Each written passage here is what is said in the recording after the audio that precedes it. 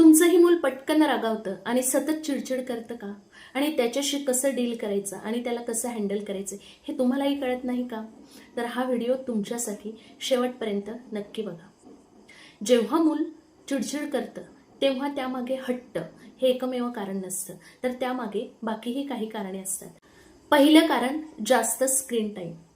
जेव्हा मुलं मोबाईल किंवा कार्टून बघतात तेव्हा त्यांचा संयम कमी होतो आणि ते पटकन चिडतात. दुसरं कारण अपुरी झोप.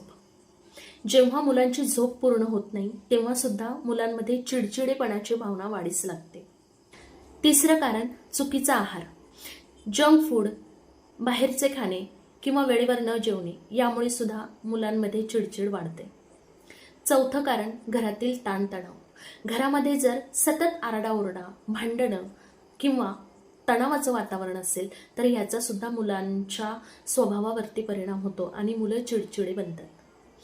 पाचवं आणि महत्त्वाचं कारण लक्ष आणि प्रेमाची गरज. कधी कधी मुलांच्या चिडचिडीमागे लक्ष मिळवणे हा एकमेव हेतू असतो. प्रत्येक चिडचिडीमागे हट्ट हे एकमेव कारण नसून त्यामागे मुलांची न बोललेली भावना असते. तुम्हाला काय वाटतं कमेंटमध्ये नक्की सांगा. तुमच्याही मनात अशाच प्रकारचे काही प्रश्न असतील आणि तुमच्याही मनात अशाच प्रकारचा काही गोंधळ असेल तर कमेंटमध्ये नक्की विचारा. शंकेचे निरसन नक्की करूया आणि पेजला फॉलो करा.